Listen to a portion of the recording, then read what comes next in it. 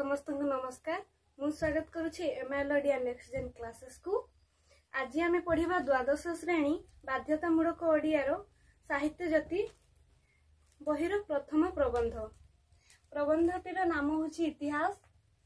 प्राबंधिक होउछंती बाग्मी विश्वनाथ कर। आ प्रबंधटी इंटरनाल आसबार अच्छी। प्रथमे आम प्राबंधिकों विषय किछि जानिबा। बाग्मी विश्वनाथ कर ओडिया साहित्य जड़े बलिष्ठ सारस्वत प्रतिभा। से जड़े केवल प्राबंधिक नुहति, से जड़े सफल संपादक, सारस्वत संगठक, समाज संस्कारक तथा देशसेवक एवं उच्चकोटीर गद्य लेखक। तांको साहित्य विकास रे ओडिया साहित्य विकास रे तांकर भूमिका बेस गुरुत्वपूर्ण। तांको रचित विविध प्रबंध संकलनटी ओडिया साहित्यर उल्लेखयोग्य सृष्टि। पुणी साहित्य अजीवन, साहित्य चर्चा, साहित्य समालोचना, अनधिकार चर्चा तथा भाषा चर्चा, स्वाधीन चिंता, अनंत प्रेम, साहित्य महास्रोत इत्यादि स्मरणीय। प्राबंधिक उक्त प्रबंध रे एही इतिहास प्रबंधटी रे ओडिया साहित्यर समकालीन सामाजिक व्यवस्था और अवस्था को आलोचना करने सहित रक्षणशीलता विरुद्ध रे विद्रोह करिसंती।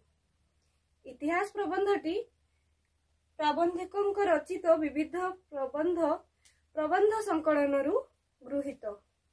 विश्वनाथ कर ओडिशार प्राचीन सारस्वत प्रतिष्ठान उत्कल साहित्य समाजर प्रथम संगठक। से जन्म ग्रहण करथिले 1864 मसीहा एवं मृत्युवरण करथिले 1934।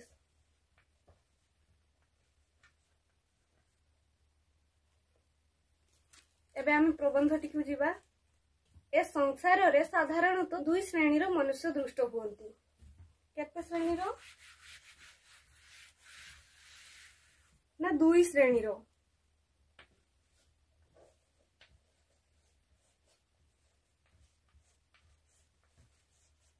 दुई श्रेणीर मनुष्य दृष्टि हुअन्ति। एक श्रेणी होउछन्ति, एक श्रेणी कौन ना पृथ्वीर नाना वस्तु दर्शन करन्ति, संभव करन्ति, मात्र कौनसी वस्तुर तत्व निरूपण करिवार प्रयास तांको थारे देखा जाए नहीं, बा की प्रणाली बा की सूत्र रे केउ वस्तु सेमानंक निकटस्थ हला बा किपरि ताहार सद्व्यवहार करिवाकु हेबो इत्यादि विषयक चिंता तांको मन मध्यरे स्थान प्राप्त हुए नहीं। तांको मन मध्यर सृष्टि मध्य हुए नहीं। एही विचार मध्य आसे नहीं कि एही सबु जहा आमे दर्शन करूछु, जहा आमे संभोग करूछु, जहा आमे उपभोग करूछु, ताहा की प्रणाली बा की सूत्र रे आम मानको पाखु पहुंचीछि से माने सेटा भाबंती नहीं बा चिंता करंती नहीं। एवं द्वितीय श्रेणीर लोक माने कि परीका ना से माने होउछंती अपर श्रेणीर मनुष्य माने होउछंती सूक्ष्म दृष्टि संपन्न एवं चिंताशील। एही श्रेणीर लोक मानक द्वारा पृथ्वीर नानाविध उन्नति संसाधित हुए। प्रकृत पक्षे एही चिंताशीलता, सूक्ष्म दृष्टि बा तत्व निरूपण प्रयास ही मनुष्यतर विशेष लक्षण। मनुष्यतर विशेष लक्षण कौन ना चिंताशीलता, सूक्ष्म दृष्टि बा तत्व निरूपण प्रयास ही मनुष्यर विशेष लक्षण। मनुष्यतर विशेष लक्षण एटा गोटे इम्पोर्टेंट क्वेश्चन जे मनुष्यर विशेष लक्षण कौन, मनुष्यतर विशेष लक्षण कौन। आंसर होची तत्व निरूपण प्रयास। तत्व निरूपण करिवार प्रयास ही मनुष्यतर विशेष लक्षण। आमे ए पैराग्राफ रे कोन जानले ना दुई श्रेणीर मनुष्य दृष्टि हुअन्ति। प्रथम हैला एक श्रेणीर मनुष्य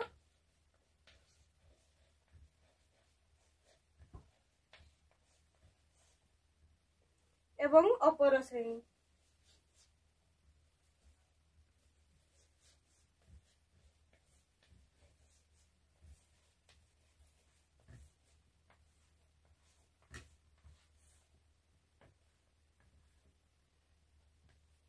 अपर श्रेणीर मनुष्य एमानकर प्रभाव रे ही मानव समाजर वैषयिक आध्यात्मिक सर्वविध उन्नति संसाधित होउछि।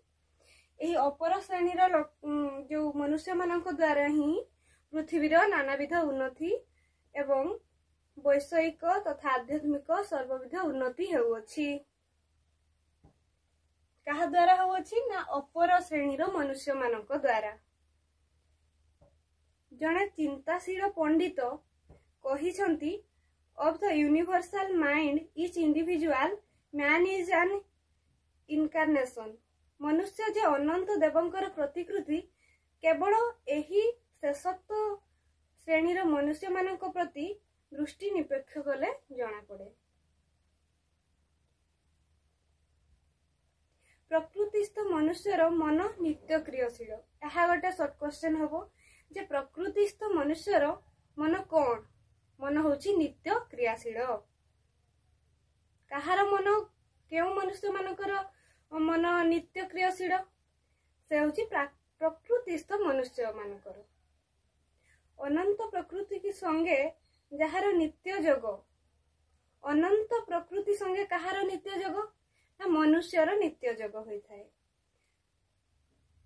ଯେ ବର୍ତ୍ତମାନର ଜୀବ ହୋଇ ସୁଦ୍ଧା ଅନନ୍ତ ଅତୀତ ଓ ଅନନ୍ତ ଭବିଷ୍ୟତ ସଙ୍ଗେ ଘନିଷ୍ଠ ଭାବରେ ସମ୍ବନ୍ଧ। ଏହି ସମ୍ବନ୍ଧରୁ ବିଚ୍ଛିନ୍ନ ହେଲେ ମାନବ ଜୀବନର ମୂଲ୍ୟ କିଛି ରହେ ନାହିଁ।